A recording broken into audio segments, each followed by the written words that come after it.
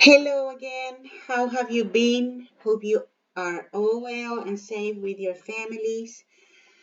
Today we will review the contents that we have seen during this unit, that is to say, the present simple and the present continuous, and also the past simple and past continuous. You have all the material about this content in the website of the school. So, the aims for today are to identify the use and the structure of the tenses that we learned in this unit, and also to show comprehension of written and oral texts.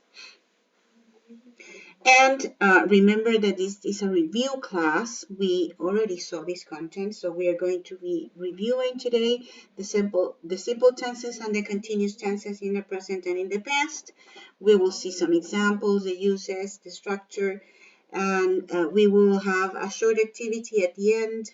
And when we have the online class, we will check the activity that is presented in this PowerPoint, and I will give you the link for you to do some activities about the contents, the tenses, and also a reading and listening comprehension. And these activities will be evaluated. Remember that we're going to begin with the evaluations this semester. Let's review the present simple.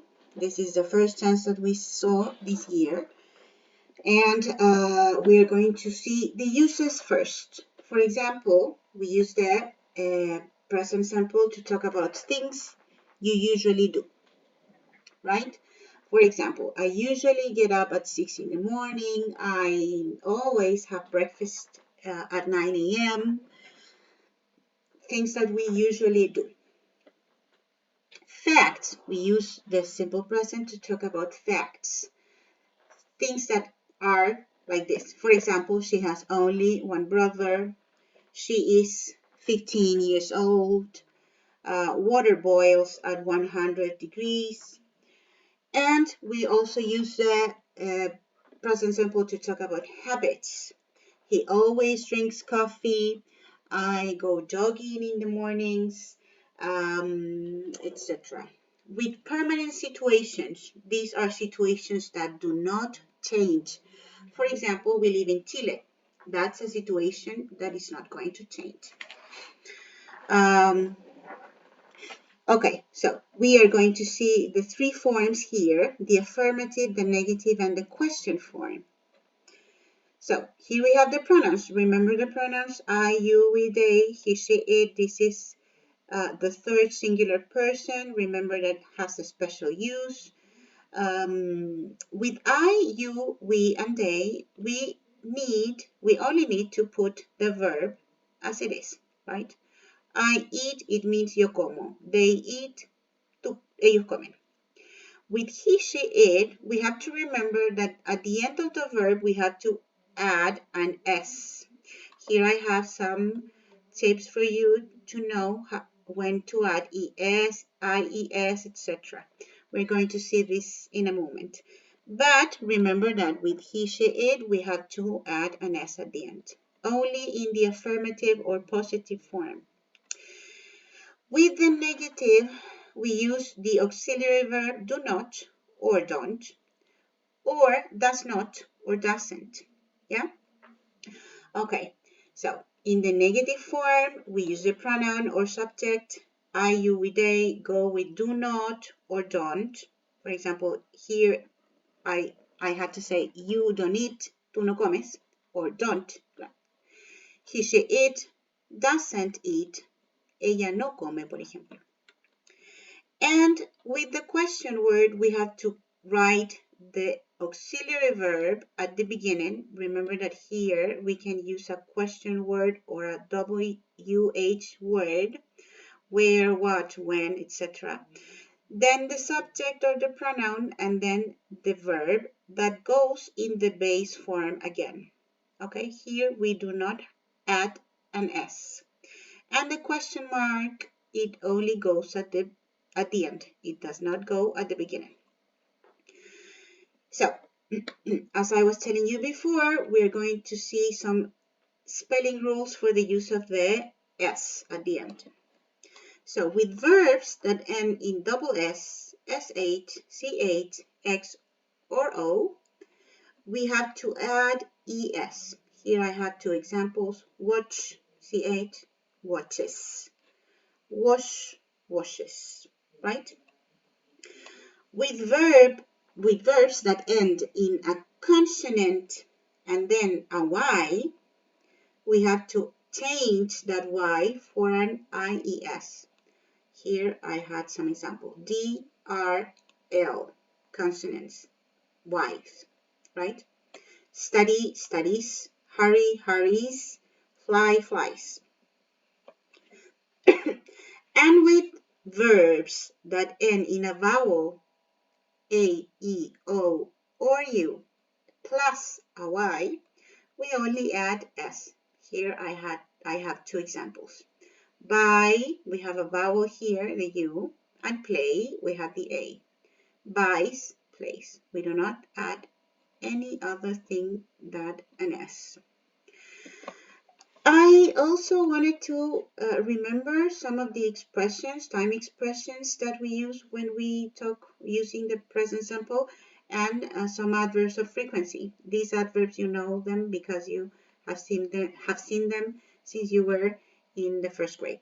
Always, usually, often, sometimes, rarely, never. Remember that often is a menudo, rarely es raramente o rara vez, never, nunca, always, siempre, usually, usualmente, sometimes, algunas veces. And here we have two time expressions that are very used in the simple present.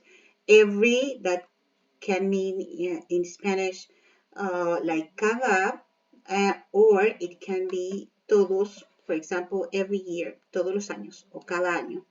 Every day, todos los días. Every night, todas las noches o cada noche, etc. And in the morning, in the night, en la mañana, en la noche. Yeah? Here I have some time expressions. Is that clear? I forgot. This is very important because when we use the verb to be in the present, we don't need to use an auxiliary verb like we do with the other verbs. Remember that the verb to be is special and it's self-sufficient, so it doesn't need any auxiliary verbs, right? Let's see the present continuous now. When do we use the present continuous? We use the present continuous when we talk about something is happening now. For example, Julie is sleeping in her room now. My son is playing video games with his friends. Temporary situations that are not forever. I'm living in London at the moment. He hasn't always lived in London forever. ¿Ya? Está viviendo solo por el momento, es una situación temporal. Temporary habits. Jason is eating a lot these days. Hábitos que son temporales también. Jason is eating a lot these days, as we all are during the pandemic. I'm pretty fat right now. Definite future plans. This use in the present continuous, we haven't mentioned this because I didn't think that it was so important, but I thought that maybe it could be useful for you to know this. We also can use the present continuous to talk about future plans. But these plans have to be definite. You have to be certain, you have to be sure that this plan is going to happen. For example, I'm meeting my father tomorrow. ¿Ya? Esto es un plan a futuro, pero yo tengo que estar seguro de ese plan. Ese plan sí va a pasar, no es un plan a largo plazo. I'm meeting my father tomorrow. Ya me voy a encontrar con mi padre mañana. Me voy a juntar con él. Mañana es seguro que me voy a juntar con él. So here we have the formation of the present continuous. Remember that we use the verb to be am, is, or are, and the ing at the end of the verb. What this means in Spanish, it means ando o endo. Remember? Corriendo, saltando, llorando. The ing means ando o endo. Yeah? Okay. And here we have some spelling rules. ¿Cómo escribimos estos verbos? Spelling rules. For example, we add ing to most of the verbs. For example, read, reading, leer, leyendo, talk, talking, hablar, hablando, cry, crying, llorar, llorando, right? With verbs that end in an E, what do? We have to take away that final E and write the ing. For example, make ends in an E, so we take away that E and we add the ing. Make, hacer, haciendo. Use, using. Phone, phoning. Do you see the difference between these two? Finally, with words that end in a vowel and then a consonant, we have to double the consonant. We have to use two consonants at the end. This is mostly used with verbs of one or two syllables, ¿sí? Con verbos cortitos, como de una sílaba. Run, vowel, U, N, double the N. Doblo la N porque hay una vocal. Una vocal, una N, doblo la N. ¿Ya? The same with stop, for example. O, vocal, P, consonante, verbo cortito, doblo la P. ¿Ya? That's it with the present continuous. Let's see the past simple. So, the past simple is used when we have a completed action in the past. Algo que terminó en el pasado. For example, I studied 7 years to be a doctor. 7 years, that's a lot. I studied 7 years to be a doctor. This action is already finished. Yeah? A short action introduced by when. When the phone rang, cuando el teléfono sonó, ¿ya? Esto es una acción corta que comenzó con when, ¿ya? Cuando el teléfono sonó, cuando él golpeó la puerta, cuando mi mamá me llamó, ¿ya? The temporal expressions ago. Ago significa hace tanto tiempo. Is put behind the time period specified. Por ejemplo, she met Alex 5 years ago. Hace 5 años que ella conoció a Alex. Okay, here we have the forms, the affirmative, the negative, and the interrogative. Remember that here we have two kinds of verbs. We have the regular verbs, where we have to add ed, and the irregular verbs that you have to memorize, you have to learn them by heart. So, with regular verbs, we only add ed. For example, I played yesterday, ed. Yo jugué ayer. Esto es un verbo regular, solo agrego ed. With irregular verbs, the irregular verb, we have to change that base form to the past simple form. You went yesterday. Tú fuiste ayer. Went is the past tense of go. Right. Perfect. And in the negative form, and also in the interrogative form, we use the auxiliary verb did. In the negative form, we use did not or didn't, right? And here we have the example. He didn't swim yesterday. Look at this. This is very curious. Here we have to change the verb again to the base form. Why? Because here is the past in the auxiliary verb. ¿Ya? Aquí tenemos el verbo en forma base porque el pasado ya está aquí implícito en el didn't. The same happens with the interrogative form. We use did, then the subject, and then the verb. Again in the base form. Look at this example. Did they run yesterday? Run is in the base form. Here you can also use a question word like what, when, where, etc. Right? Finally, short answers. Respuesta corta, ¿cierto? We have to, in the affirmative form, we have to write yes, of course. And in the negative, no. Then we have to write the pronoun, not the subject. Aquí no me sirve poner Jane, por ejemplo, o Sofía. No, tengo que poner pronombre. And did in the positive and didn't in the negative. Really, really easy. Finally, the past continuous.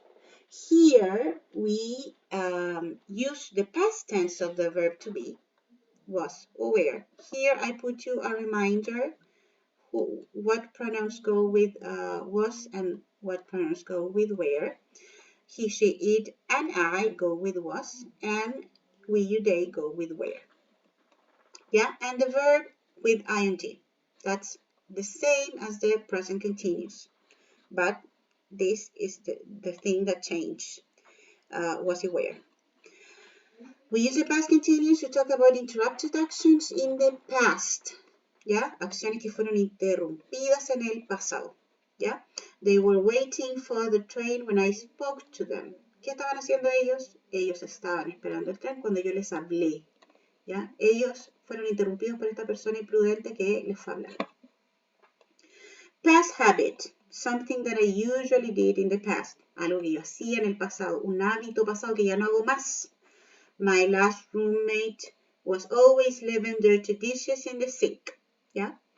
Mi antiguo compañero de cuarto, de pieza, de departamento, siempre dejaba los platos sucios en el lavadero, el lavaplato. Parallel actions, acciones paralelas. Two things happening at the same time. I was studying while my brother was watching TV.